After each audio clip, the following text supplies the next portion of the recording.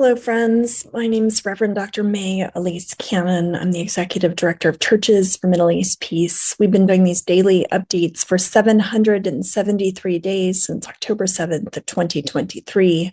Today is Monday, November 17th, 2025. Greetings from Jerusalem. I've been here the last week or so, traveling the last several weeks. I only have a couple more days to my visit. But I'm grateful to be in this incredible city, even as it is a center of the struggle in terms of whether or not Jerusalem should be a shared city for two peoples, Israelis and Palestinians, Jews, Christians, and Muslims. Personally, I'm also desperate to go home. It makes me think of the majority of the population in the Gaza Strip that's currently homeless. In Gaza, there was an interesting article in Foreign Affairs magazine called The Fantasy of a New Middle East by Mark Lynch. He says, even if the Gaza deal holds, this moment of U.S.-Israeli convergence won't last. Israel's mistaken belief that the country has established permanent strategic superiority over its adversaries will almost certainly lead to taking increasingly provocative actions that directly challenge the goals of the White House. The Gulf states that Israel dreams of bringing into its fold doubt that it's willing or able to protect their core interests. They're now less concerned about confronting Iran and less convinced that the road to Washington leads through Tel Aviv. And Israel seems to just not grasp the extent of Trump's affinity with the Gulf states. I'd encourage you to take a look. It's an interesting read. In terms of Gaza, the Israeli Defense Forces chief has said we must be prepared to occupy territory beyond the yellow line, talking about the ongoing battle to defeat Hamas, which over the last 2 years, numerous security individuals have said is not a possibility, being that it's an ideology, not only a military wing of the political Hamas movement. 2 Palestinians were killed by Israeli fire in the last 24 hours, one because they crossed the yellow line, and the other, that's in Gaza, and the other in the Farah refugee camp in the occupied West Bank. Israeli news reported related to the Gaza killing that a Palestinian had been identified as crossing the line and that, quote, he posed an immediate threat, end quote. We see that terminology in the past. We've seen it almost daily, but regularly in the Israeli news. The Israeli Air Force also carried out a strike in accordance with the ceasefire agreement, so said a statement by the IDF. Now, Hamas has criticized the U.S. Security Council draft that's actually being voted on today at 5 p.m. in New York. Hamas has called for an international peacekeeping force in Gaza. The spokesman, Hassam Qassem, for Hamas said the amendments to the draft U.S. resolution do not serve stability in the Gaza Strip, warning that the proposal effectively replaces Israeli occupation with a different form of international trusteeship. Qassem told Qatari news outlet Al Jazeera that the amendments grant non-Palestinian entities oversight of Gaza's internal governance and security and allow interference in international affairs without waiting for Palestinian self-regulation. Hamas's objections come amid ongoing international efforts to formalize a ceasefire and restore basic services to Gaza after weeks of conflict. The preferred alternative, according to Qassem, would be a UN resolution that reinforces the ceasefire and deploys an international peacekeeping force rather than external actors taking direct authority over Palestinian governance.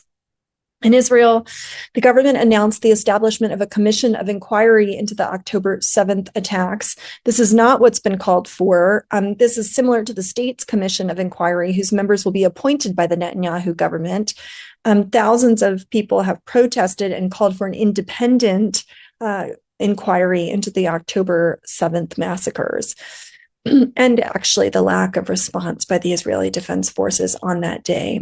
Many reports indicate that some of the locations, soldiers took 8 hours to arrive at some of the locations along the Gaza border.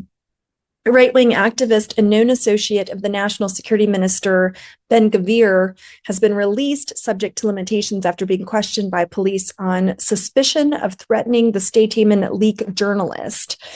Netanyahu also responded to the addition to the UN Security Council draft from the United States saying our opposition to a Palestinian state on any territory has not changed. Netanyahu also addressed the demilitarization of Gaza and said that the territory will be fully disarmed. Hamas will be disarmed the easy way or the hard way, he said. Again, that vote is supposed to happen at 5 p.m. today. Related to Lebanon, there are reports that a school principal was killed by an Israeli attack on a South Lebanese village.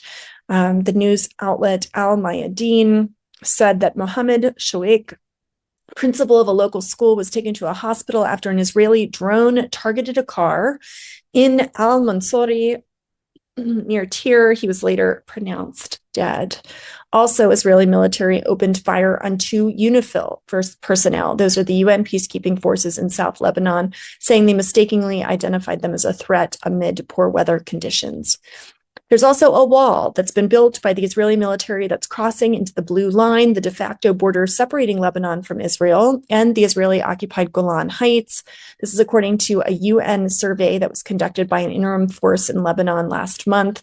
A spokesperson for the UN Secretary General said that the wall erected by the IDF has made more than 4,000 square meters of Lebanese territory inaccessible to the local population. UNIFIL informed the Israeli military of its findings and requested that the wall be removed.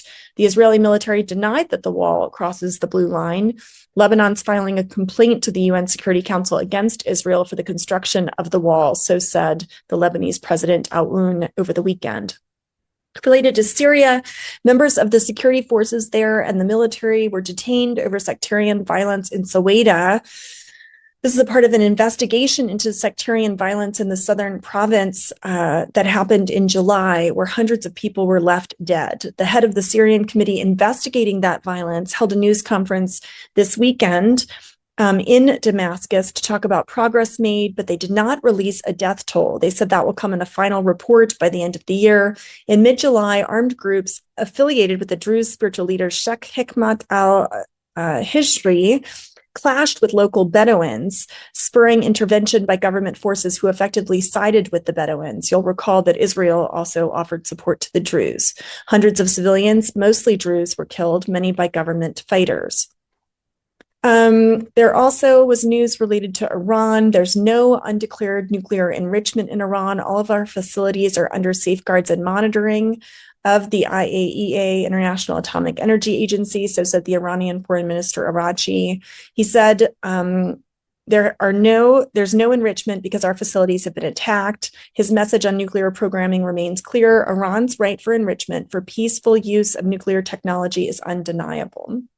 In the U.S., President Trump's pulling out all stops to welcome the Saudi Arabian Crown Prince for the first visit to the White House since the Khashoggi killing. The meeting will mark Prince bin Salman's first visit to the White House in more than 7 years.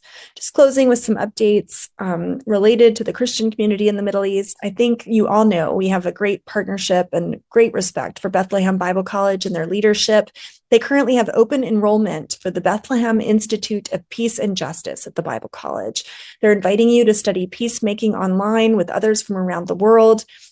You will learn from Palestinian scholars and leaders who will encourage you to explore new avenues in promoting peace in your context. I'm one of the faculty of that program. I teach 2 lessons, one on biblical justice and one on spiritual formation. And you can learn more about that at BBC's website. I'm also going to be teaching a class at Yale Divinity School online in 2026, February and March. It's a 2-hour time frame during 4 sessions, starting February 16th on peace building lessons from the Middle East. It's offered by Berkeley Divinity School at Yale, and the description says, in time of deep global division and conflict, this course invites participants to learn from lived witness of Christians in the Middle East who embody faith, resilience, and hope amid adversity. It describes me as the professor. The course focuses on Israel and the OPT, exploring how the church in the Holy Land seeks justice, reconciliation, spiritual renewal, and ongoing struggle. Through an interdisciplinary blend of theology, history, and practical ministry, participants will have the opportunities to engage in spiritual formation, to examine models of conflict transformation, to gain tools for peace building and advocacy. Together, we will explore what does it mean to love one's enemy, to move from apathy to advocacy, in pursuit of justice and peace in the Middle East and in our own communities. So I would love for you to join us for that. There's information about that in CMEP's bulletin. You can email us at info@cmep.org.